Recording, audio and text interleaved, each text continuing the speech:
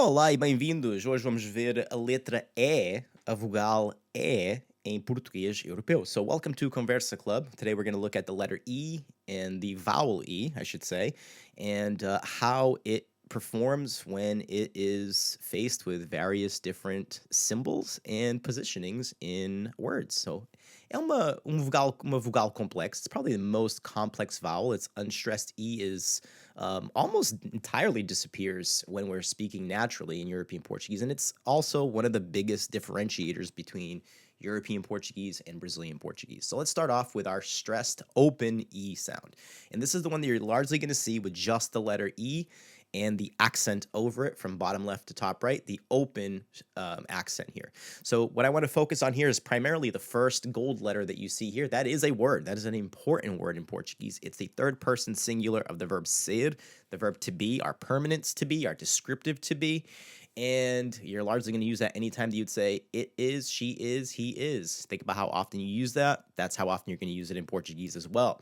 So it's just pronounced eh, eh, eh. And curiously enough, that's the way we would pronounce the letter if you were, spelling out or sounding out the alphabet in Portuguese, even though the letter by itself has a different pronunciation that we'll look at in just a bit. Well, I'll tell you now. I mean, it's E, as you'd pronounce it in English. The letter E by itself, E is another word. It's the word and, while the E with the accent over it is going to be our e, or the verb is, the conjugated form of the verb to be is. E. Il é, he is, ela é. That's the sound, e.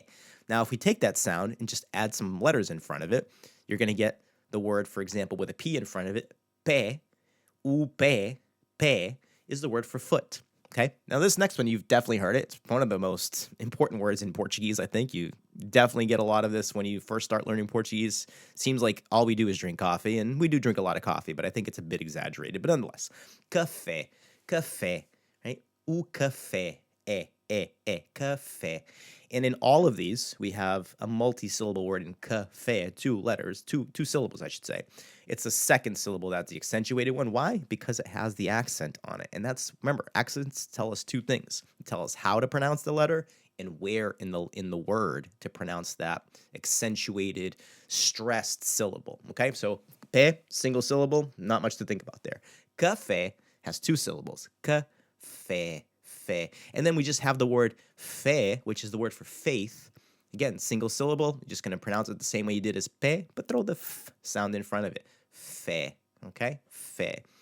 After that, we have our closed, stressed syllable, and this is going to have the circumflex, the little hat on top of it. And we have three words here that are pretty common words. So the first one is the word for science, ciência. A ciência, ciência. Again, with an N in front of it and after it, you're largely going to get this nasally sound with it. M's and N's tend to do that, or tildes, and sometimes our circumflexes do that when they're faced with M's or N's after it. So ciência, ciência. Okay, the next one, the word for three, três, e. So in both ciê, três, me, it's this sound, e, okay? Três, e. Mês, o mês, número três, ciência, is the sound you want to go with there, e.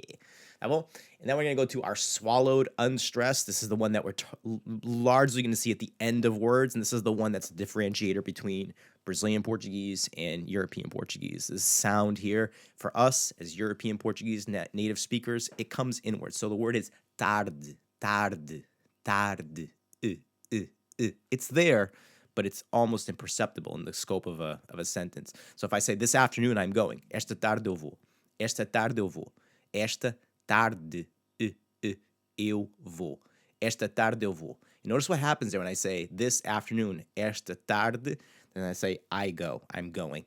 Eu, because it starts with an E, it's largely going to blend in with that tarde, esta tarde eu vou, tarde eu vou, okay? So some of these things, it's around these vowels right here where you're hearing that lack of that blend that's going to be created in European Portuguese. So the first one again, either late, afternoon, tarde. And see what it does to the D there as well? Tarde. almost sounds like a TH, that D, right? Tarde, hard T on the t. Tarde, tarde. So for a non-native speaker of Portuguese, that sound's going to sound like a hard D, tarde. You don't want that, okay? You want to soften that D sound to go from a D to a th, tarde. Okay, so the TH is what I usually tell my students to kind of aim for. It's not necessarily a TH, but it's closer to a TH sound than it is to a hard D, like in dog. It's not that D. Tarde. Sometimes use that dog. Think about how you say that, right? You can't. It's hard to say in English, dog, but that aim for that. Tarde. Okay, tarde. The next word there is green. Verde. Same thing. Verde. Tarde. Verde. The.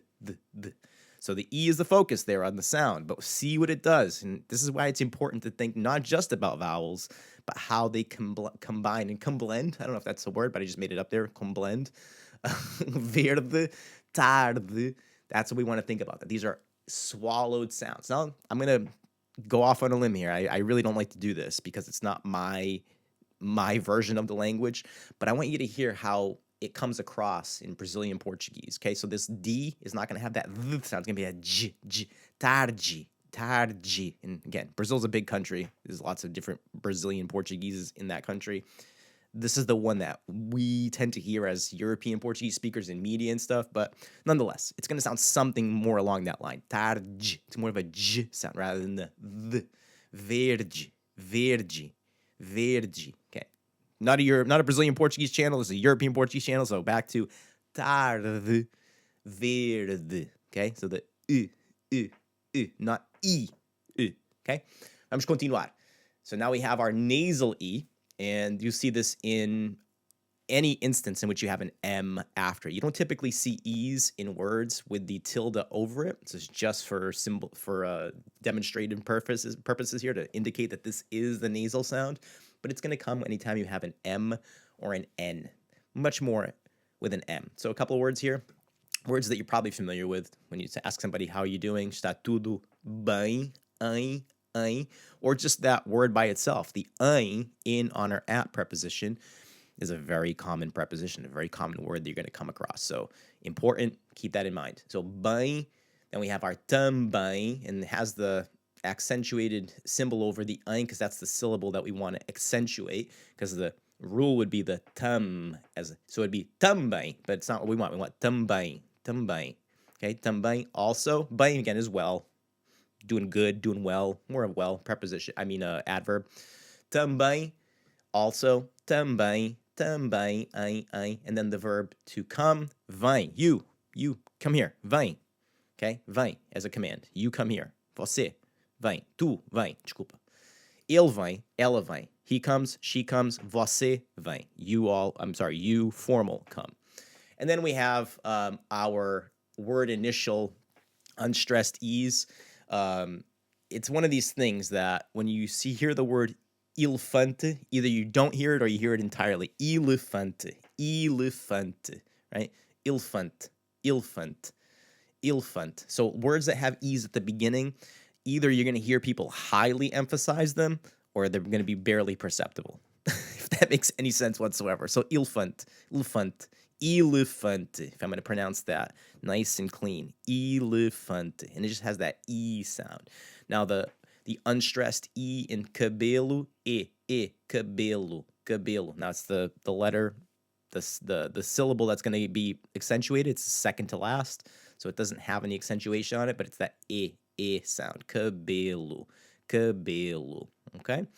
And yes, é tudo por hoje. That's everything for this particular letter. In the next video, we'll be looking at the letter I in its different forms. So check it out. Again, if you enjoy the way that I teach this language, the way that I work with this language, and you'd like to work with me a little bit more directly, you can either sign up for conversaclub.com and join our learning platform where we have ongoing language lessons, asynchronous, at your own pace, lots of activities and listening and writing and reading in Portuguese, and our cultural connections blog posts that give you the ins and outs of how to operate in Portuguese life, as well as the access to me as your instructor for one-on-one lessons if that's something you're looking for, or our group lessons that we host on every Sunday, multiple times throughout the year. We have 3 sessions going in the spring, summer, and fall, usually about 12-week sessions. Sometimes our summer sessions are a little bit shorter, but nonetheless, come check us out, conversaclub.com. Até já!